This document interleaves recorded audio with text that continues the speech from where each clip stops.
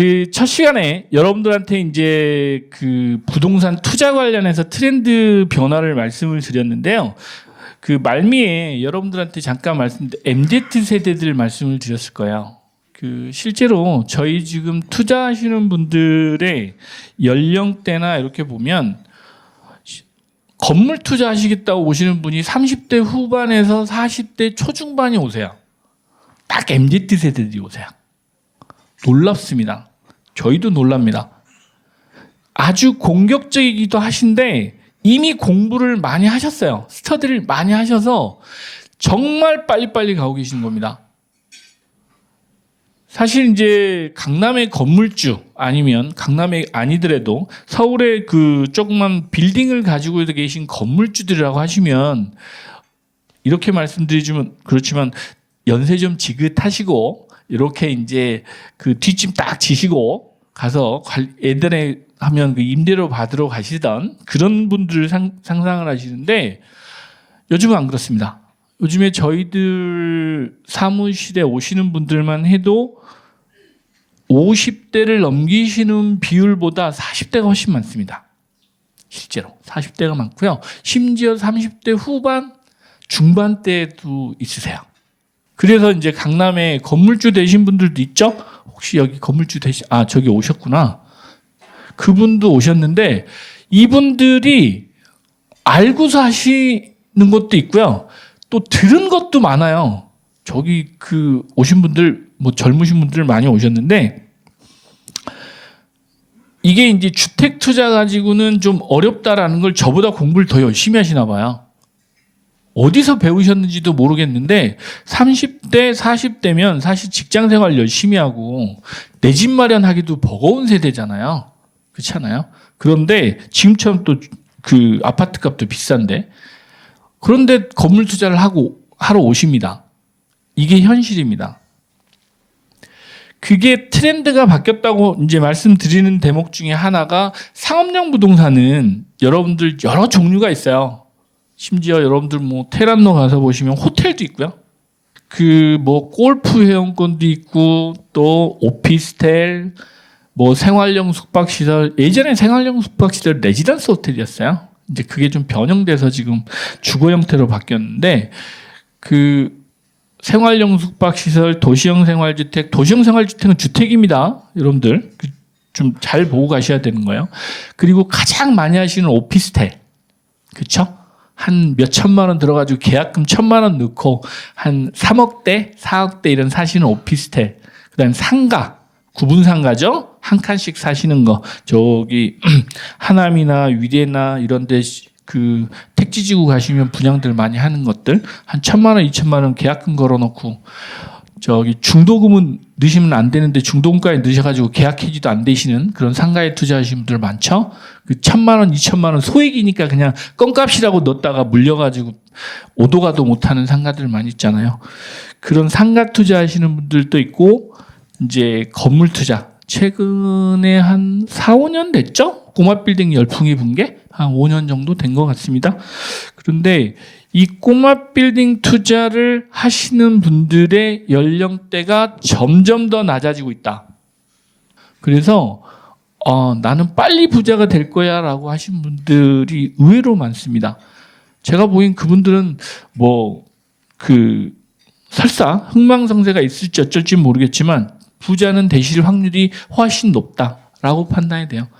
저희가 이제 현실적으로 이렇게 여러분들을 만나면서 느끼는 건 뭐냐면 부자에 대한 열망이 높으신 만큼 부자 될 확률도 높다라는 생각을 해요.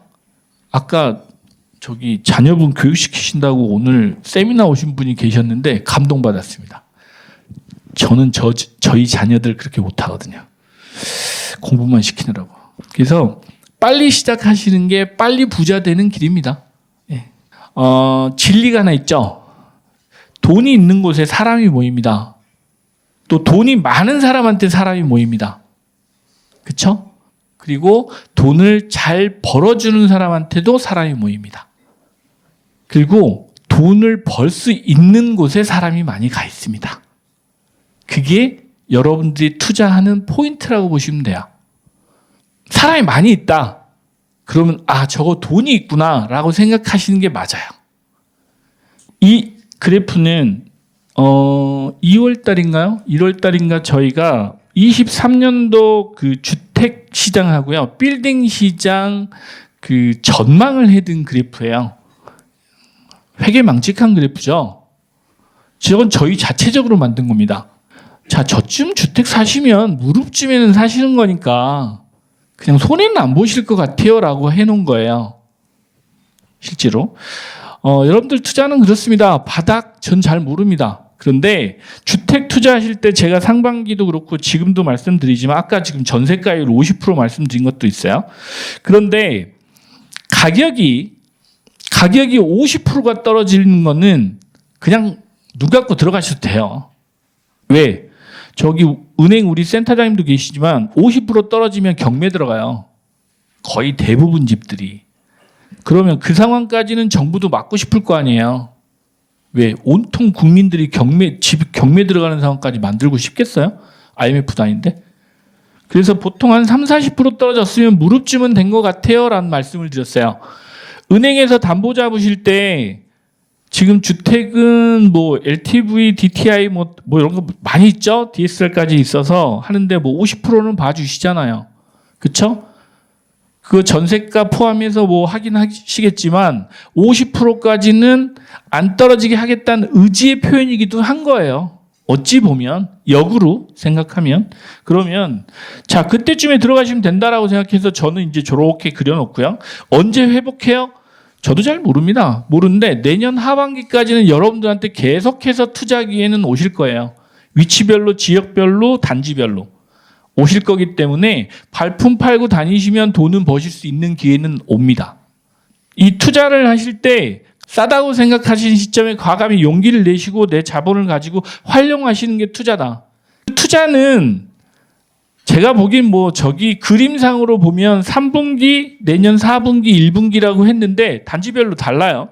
단지별로 달라서 여러분들 주택이 없으시거나 1주택 가지고 계신 분들, 분양권 가지고 계신 분들은 단지별로 찾아다니면서 입주가 많고 아까 그 역전세 뭐 이런 거 나오잖아요. 입주대란 요거 나올 때 그런 단지들 찾아서 과감하게 한번 용기를 내보시는 것도 2, 3년 뒤에는 뭐 조금은 자산이 좀 늘어날 수 있다라고 말씀드리고 싶습니다.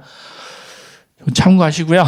자, 건물 투자하시는 방법에 대해서 제가 조금 재밌게 말씀을 좀 드려볼게요.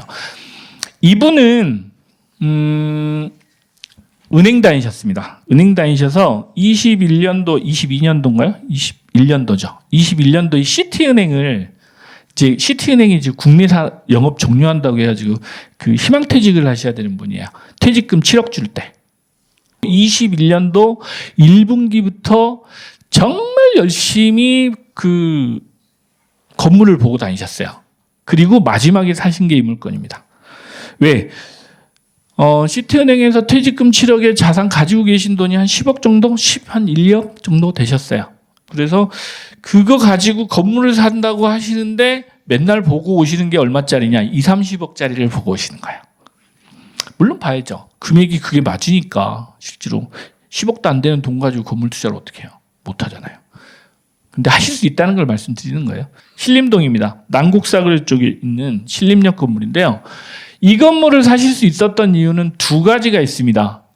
상업지역이고 여기에 손을 대면 안 됩니다. 돈이 없어서 리모델링이나 이런 걸 하실 수가 없잖아요. 있는 그 상태에서 받아가지고 바로 수익이 나오셔야 퇴직을 했으니까 월급을 못 받잖아요. 그러면 그 임대 수익이 좀 나와야 되는 거죠. 실제로 이제 건물이라는 게 여러분들 투자하실 때 보면 그냥 건물이에요. 얼마에 판대? 80억이 판대. 임대료 얼마래? 한 2천만 원 나온대. 그게 끝. 근데 그거 가지고 만들어내신다는 생각은 못 하시는 거예요. 그럼 내가 얼마 들어가야 돼? 그럼 80억이니까 한 30억은 있어야지 라고 생각하실 거 아니에요. 대부분들. 근데 유튜브에 맨날 물어보세요. 나 얼마 있으면 투자할 수 있어요? 저도 잘 몰라요. 건물 케이스 바이 케이스니까 진짜로. 이거는 그래서 74억의 계약을 74억인가 했을 겁니다. 74억의 계약을 한 건물인데 74 맞죠? 74억에 계약하신 건물인데 건물이 멀쩡해요. 상업지 건물이에요. 상업지인데 임대료가 저게 2,300만 원이 나옵니다. 21년도에. 금리가 저게 2.89인가? 그때 대출 2.89 뭐 한 3% 이하에 받았습니다. 대출은. 다 해서 들어간 게 한 10억이 안 들어갔습니다. 한 8, 9억 들어갔습니다. 왜? 저기 보증금이 15억이 있었습니다. 보증금이 저런 건물을 찾아야 되는 거예요. 실제로. 지금 이분은 행복하시죠? 많이 행복하십니다. 왜? 지하 1층, 지상 8층 건물을 짓는 데만도 저 정도면 연면적이 얼마인가요? 연면적이 400평이잖아요. 지어도 400만 원, 아니 40억은 들어가는 건물인 겁니다. 뭐 세금 포함하면 40억 들어갑니다. 예. 건축비 해서 짓는다고 치면 40억 들어가요. 건물 취등록세까지 내셔야 되니까 설계하고 뭐 이런 비용까지 되면. 그런데 저걸 74억에 사셨으면 진짜 싸게 사신 거잖아요. 그렇죠? 예, 정말 싸게 사신 겁니다. 그런데 지금 얼마냐 시세는 많이 올랐겠죠. 얼마 전에 저보고 대표님 이거 150억에 팔 수 있어요 이러고 가시다. 아니요. 해봐야 지금 한 110억 정도 하실 것 같습니다. 딱 2년 됐습니다. 근데 팔자고 하시는 거 저거 못 판다고 그랬어요. 왜? 잘 오르고 있는데 뭐하러 팔어? 저거 팔아가지고 어디 가서 살 데가 없어요. 그리고 또 뭐 하냐면 살 데가 없는 게 왜 그러냐면 자본이 너무 적게 들어가가지고요. 저만한 사이즈의 건물을 팔고 나서 세금 내고 나면 저만한 건물을 못 사는 거예요. 그래서 못 판다고 그랬어요. 저기서 세금 내고 나면 한 110억이면 한 30억 남거든요. 30억 가지고 또 110억짜리 건물 살까요? 못 삽니다. 사기 쉽지 않잖아요. 그래서 못 산다고 좀 기다리시라고 그랬어요. 왜? 자본금 40억 넘을 때까지는 기다리세요라고 했어요. 자, 이 건물의 특징은 뭐냐면 여러분들이 생각하신 건물하고 이 건물을 매입하시는 거하고는 다르다라는 생각을 드린 거예요. 케이스 바이 케이스를 말씀드리는 이유가 저기 임차 보증금 11억이잖아요. 그렇죠? 이거 올 근생 건물이에요. 올 근생 건물인데 11억이라는 보증금이 있기가 되게 독특한 거예요. 쉽지 않은 거죠. 이런 케이스를 찾아야 되는 겁니다. 그리고 또 하나 대로변에 상업지 건물이에요. 거기에 호재가 또 있었어요. 그 난곡사거리 지하철이 들어옵니다. 네, 지하철까지 개통하는 호재가 있었어요. 처음에는 6개월 동안 거의 매일 아침마다 이렇게 카톡도 오시고요. 내가 건물을 괜히 샀어요부터 시작해가지고 이게 뭐 제가 드린 말씀이 그랬습니다. 아니 연봉 1억 좀 넘는 거 받으신다고 한 달에 1,000만 원 월급 받으시려고 아침에 일찍 출근해가지고 밤 늦게까지 일하셨잖아요. 근데 저기 9시나 10시 잠깐 가가지고 임차인들이 뭐 고장났어요 이러면 그걸 되게 스트레스 받아 하시는 거예요. 아니 그 뭐 몇 시간이나 된다고 하루에 몇 시간 들어가지고 한 달에 그 월급 1,000만 원씩 받는 걸로 따박따박 보시면 되지. 그래서 제가 막 역으로 뭐라고 합니다. 지금은 절대 전화 안 오십니다. 왜? 알아서 잘하세요. 6개월 넘어가니까 전화 안 옵니다. 자, 이 건물. 이제 이 건물을 이제 저희가 그 건물 투자하시는 것도 사례가 많은데요. 이 건물을 말씀드리는 건 좀 젊으신 분들을 위해서 설명을 드립니다. 젊은 분들을 위해서. 한 40대? 이분들이 처음에 오신 게 2019년인가요? 19년인가? 2019년인가 그러실 겁니다. 저희 처음에 오셔가지고 주택만 아파트 6개, 주택 1개에서 7개 갖고 계신 분이었죠. 컨설팅만 3년 했습니다. 3년. 그래서 2개, 4개인가 팔고요. 4개 판 돈 가지고 산 거예요. 한 11, 2억, 2, 3억 가지고 사셔가지고 리모델링까지 하셨어요. 리모델링 증축까지 하신 건물입니다. 어디냐? 은평구 구산동에 있습니다. 이게 지금 한층 더 증축한 겁니다. 저 건물 같은 경우는 그 지하 1층에 지상 4층 건물이었습니다. 그 벽돌, 빨간 벽돌 건물 있죠? 그 건물이었어요. 그 건물이 이제 저렇게 바뀐 겁니다. 49억에 사셨죠? 49억에 사셔가지고 자본금 다 들어가신 거는 한 12, 3억 정도 들어가셨을 겁니다. 들어가셨고 공사비 포함해서 나머지는 다 레버리지 쓰신 거예요. 처음에 이 두 분은 직장 생활을 하시는 분이었어요. 맞벌이세요. 맞벌이신데 정말 열심히도 사셨고요. 도와주지 않으면 안 될 정도로 정말 감동을 받은 투자자 젊은 분들, 젊은 분이세요. 그래서 한 2, 3년에 걸쳐서 주택 매각하는 것부터 시작했습니다. 양도세 때문에 어떻게든 세금을 적게 내려고. 그래서 순차적으로 주택 매입해서 만든 그 자산을 가지고 저걸 매입하신 거예요. 근데 이제 팔고 났더니 한 10몇 억 남은 거죠. 네 채인가를 팔았는데요. 주택 네 채를 팔아가지고 10몇 억 남은 겁니다. 차액. 갭 투자하셨으니까. 그거 남은 거 가지고 사셨는데, 이 건물 같은 경우는 그렇습니다. 처음에 저 임차인이 있는 상태에서 공사를 했어요. 저 증축 공사를. 비가 많이 왔었어요. 비가 많이 와가지고 맘스터치죠. 인테리어 공사하고 있는 데 가서 밤 10시에 물이 안 샌다고 물막이 작업도 하고 막 그랬던 현장에서 애착이 좀 많이 갑니다. 그 다음에 좀 특이한 리모델링 공사였어요. 증축도 하기도 하고 저기 외장 이런 리모델링 공사까지 싹 했는데 엘리베이터도 없었어요. 엘리베이터도 없는 건물에 엘리베이터 넣고 화장실 다시 공사하고 외장 공사하고 한 개층 증축해서 지금 임대까지 다 맞춰서 올 하반기 정도의 매각을 검토하고 있는 건물입니다. 투자하실 때 보면 대부분 어디서 듣고 오시잖아요. 그렇죠? 여러분들 여기 계신 지인들이다 그러면 지인들한테 듣고 오신 얘기 가지고 저한테 와서 또 말씀하셔요. 그렇죠? 근데 특히 건물 투자하실 때는 절대 지인들 말 듣고 하시는 거 아닙니다. 큰일 납니다. 건물 투자하실 때 여러분들이 정말 점검하고 체크해야 될 사항들이 정말 많습니다. 저거 아까 신림동 건물 같은 경우는 광고에 나와 있던 건물이에요.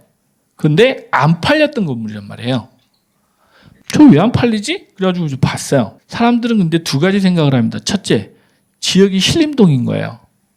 신림동인데 80억이나 해? 말이 안 돼. 그래서 일단 제쳐. 그래서 일단 안 팔리고요. 둘째, 가서 보니 좀 강남도 아니고 또 지하철도 멀고 여기가 이 임대료가 나오는 게 믿기지가 않는 거예요. 믿지를 못하는 거예요, 일단. 그래서 거기 이제 건물주분을 만났습니다. 그랬더니 그분들도 정말 대단하신 분들이에요. 본인들이 직접 지으셨더라고요, 건물을. 정말 관리도 잘 하셔놓으셨고 이제 보니까 임대료를 어떻게 진짜 열정적으로 관리를 하셨더라고요. 그래서 정말 잘 해놓으셨구나. 가서 이제 이런저런 상황을 보니 지금 사야 되는 타이밍인데 이제 파시는 분한테는 차마 그 말씀을 못했어요. 이걸 왜 파시냐고 좀 들고 있으면 올 텐데 라는 얘기를 못하죠. 왜? 그분들은 지금 집이 없으셨어요.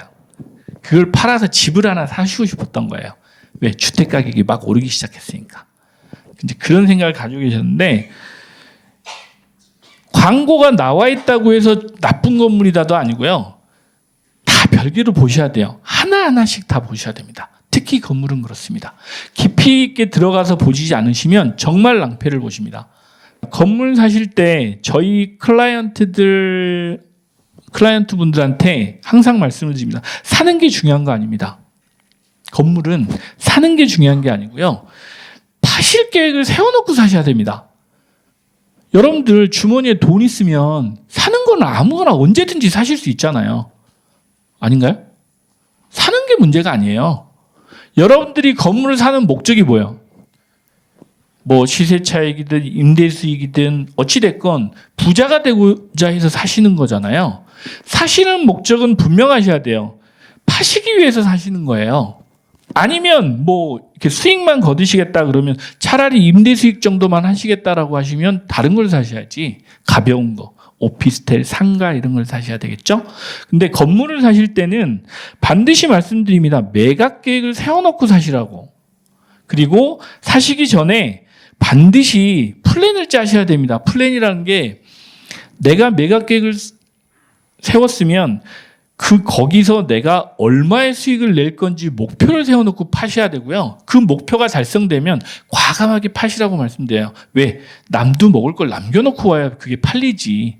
내가 다 가지고 오면 팔려요? 건물은 여러분들 자금 계획도 있고 미래 플랜도 짜셔야 되고 하기 때문에 반드시 매각 계획이나 또 희망하시는 매각가를 말씀드리면 내가 투자 수익률을 어느 정도 계획하고 하시는지를 명확하고 분명하게 정해놓고 투자를 하셔야 실패하지 않는다라고 말씀을 드려요. 이거는 이제 그 저희 회사 특징을 말씀드리는 겁니다. 저희 회사는 이게 이제 제가 건축을 했던 사람이기도 하고 그래서 독특하게 저희 투자자분들한테만 이런 사업 계획서를 만들어 드립니다. 이건 이제 축소본입니다. 보통 한 15장 정도 됩니다. 저희는 이 사업 계획서를 쓰면서 항상 최종 매각가를 미리 써놓습니다. 예를 들면 내 돈이 얼마 들어갔고 얼마에 팔고 원가가 얼마 들어갈 거니 이자 비용까지 다 들어있습니다. 자, 이때 미니멈 맥시멈 정해놓고 이 정도에 팔고 나오시죠 라고 말씀을 드려요. 그 정도는 계획을 세워놓고 가야 그게 달성될까 말까 하잖아요, 사실은. 옛날에 우리 복덕방 시절에 연세 드신 분들 시절에 사시는 이 집 좋아요. 여기 임대료도 잘 나오고 상권도 좋고 이러면 가서 보셔서 건물 이렇게 번듯하고 또 사람도 많아 보이고 이러면 그냥 사세요. 근데 건물 투자도 이제는 다릅니다. 건물을 서울시내 여러분들 가서 보시면 공실도 많고요. 또 어느 입지마다 제가 이제 유행 따라다니지 말라고 그럽니다. 특히 건물 사시는 분들한테는 북촌, 서촌 많이 보셨죠? 상권은 움직입니다. 특히 유행을 따라가는 상권은 흔들리기 마련입니다. 요즘 최근에 여러분들 2, 3년 동안에 성수동 얘기 저한테 하신 분들 정말 많았어요. 많은데 사옥으로 가시는 분들은 사시라고 그랬어요. 사옥으로 가시거나 법인으로 해서 내가 쓰시려고 사시는 분들은 성수동을 가실 수 있습니다. 성수동을. 그런데 수익형 여러분들 이제 소자본 가지고 이 레버리지 쓰셔서 거기서 이자가 나와야 되고 이런 상황일 때는 성수동 가서는 못 견딥니다. 왜? 들고 계신 내내 내 주머니에서 매달 몇백에서 몇천만 원씩 나가야 됩니다. 그걸 견디실 수 있는 분 많지 않아요. 예를 들면 평당 1억 2천에 들어가도 여러분들이 성수동이 1억 2천, 1억 5천에 사고 들어가셔도 세금 내고 뭐하고 나올 때 되면 2억 이상이 돼야 좀 남죠. 그렇죠? 근데 2억이 되기가 쉽나요? 2억이면 그냥 대치동 와서 사지 뭐하러 성수동까지 가가지고 임대료도 안 나오는데 대치동 오면 2억이면 지금 강남뿐만 아니고 어디를 대놔도 대치동이나 이런 데 임대료 따라올 데가 없잖아요. 대치동 좋아하시는 이유들이 그거 아니에요? 임대료가 높아서? 수익이 나오니까. 이걸 만들어 드리면 그때 이해하세요. 이 사업 계획서가 여러분들한테는 어떻게 보이실지 모르겠지만 내가 이 가격에 사서 세금 내고 유지하고 관리하고 최종적으로 엑시트할 때까지 얼마가 드는지 그리고 내가 얼마 벌 수 있는지를 사전에 어느 정도 계획을 하시고 감을 잡고 가셔야 투자를 결정하실 수 있는 겁니다. 오늘 이 세미나를 이제 하면서 말씀드리는 이유는 정말 건물 투자는 많은 준비를 하셔서 하십시오. 아니면 큰일 납니다. 정말 많이 어려워집니다.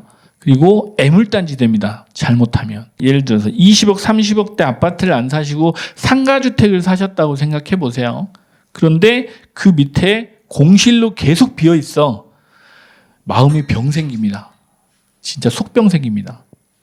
그래서 아무나 건물 투자 못하는 겁니다. 그래서 저희 회사입니다. 저희 회사가 좀 독특한데요. 대한민국의 유일무이한 회사라고 저는 제 스스로 자부를 합니다. 제가 건축을 전공한 사람이기도 한데 저 맨 윗단에 저 혼자 딸랑 있습니다. 윗단에 정인부동산그룹 대표가 저고요. 저희 탑 중개법인이 있고요. 파트너스라고 있고 P&D, PNS, 디프로 이제 저희 자체 SPC 법인이 따로 하나 있습니다. 그건 여기 안 넣습니다. 그건 저희 별도 사업이니까 그건 안 넣고요. 중개법인은 다 아실 거고요. 저기에 이제 빌딩샵이라고 여러분들 네이버 치면 나옵니다. 저희 자체 플랫폼이 따로 있습니다. 그 플랫폼 안에는 서울에 전국에 쓸만한 건물들 한 4만 6천 개에서 5만 개 정도 건물 DB는 가지고 있어요. 어지간한 건 다 갖고 있습니다. 네.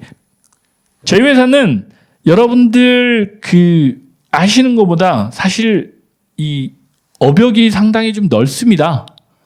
그 일반적인 뭐 부동산 중개하는 회사는 그 기본이고요. 저는 저 CMPM 개발 사업을 한다고 이 업을 시작했다가 하도 땅 사기가 힘들어서 저 지금 중개법인을 공인중개사 자격증 따서 저 시작한 거예요. 근데 하기 잘했다는 생각은 합니다. 왜? 이 개발 사업이든 뭐든 간에 제가 못하는 게 중개입니다. 중개를 참 못하는 사람 중에 하나인데요. 저는 잘 성향적으로 그쪽에 맞지는 않습니다. 네. 개발 사업은 전 잘합니다. 모든 업역에서 저희 각사가 다 그 비즈니스를 잘 하고 있습니다. 저희 회사가 퇴사율이 좀 낮습니다. 나가라고 해도 안 나갑니다. 그렇게 저희 유튜브에 제가 막 뭐라고 하잖아요. 그렇게 뭐라고 해도 잘 안 나가요. 왜 안 나가는지 잘 모르겠습니다. 월급을 많이 주나? 이제 여담으로 말씀드렸고요. 여러분들이 건물 투자를 하시게 되면 일반적인 그 부동산을 사시는 게 아닙니다. 여러분들 자산 관리부터 시작해서 모든 업무를 다 하셔야 됩니다. 그런데 처음 사시는 분들은 사실 현실적으로 어렵습니다. 왜? 물어볼 사람이 없습니다. 건물 사셨는데, 예를 들어서 건물 사셨는데 갑자기 여름에 물이 셉니다. 임차인이 전화가 와요. 그럼 어떻게 하실 거예요? 어디다 전화하실 거예요? 전화할 데 없죠. 없습니다. 물 받고 계세요. 아침 날 셀 때까지. 그리고 아침에 제가 다른데 그 하자 보수하는 데나 찾아가지고 업체 연락해서 알려드릴게요. 이렇게 되는 겁니다. 물도 새죠. 전기도 끊어지죠. 또 물도 안 흘러서 오버플로우 한다고 그러죠. 하수구 역류하죠. 그 창가에서 물도 새요. 물도 그 코킹 터져가지고 물도 새는데 근데 어디다 전화해서 어떻게 해달라고 하는지 못 물어보잖아요. 또 어디서 그 강남구청에서 연락 와. 왜 점검 안 하고 세금 안 냈냐고. 몰라서 안 낸 거거든요. 그렇잖아요. 그런 것부터 시작해서 건물 하나 사시면 회사를 하나 사시는 거예요. 그렇게 일이 많습니다. 누가 그랬는지 모르겠어요. 조물주의 건물주라고. 거짓말입니다, 그거. 건물주 하시면 거의 우리 흔한 말로 정말 노가다 하셔야 됩니다. 정말 부지런하게 일하셔야 건물주 되실 수 있습니다. 이제 그 말씀 드리고요. 세 번째, 시간이 지났다고 빨리빨리 끝내라고 하도 그래서 저희 2부는 여기서 종료하고요. 3부 시간은 조금 더 유익한 시간 갖고 3부 시간에 조금 일찍 마무리하고 여러분들 궁금하신 Q&A 시간도 좀 여유 있게 갖도록 하겠습니다. 네, 잠깐 쉬고 다시 하겠습니다.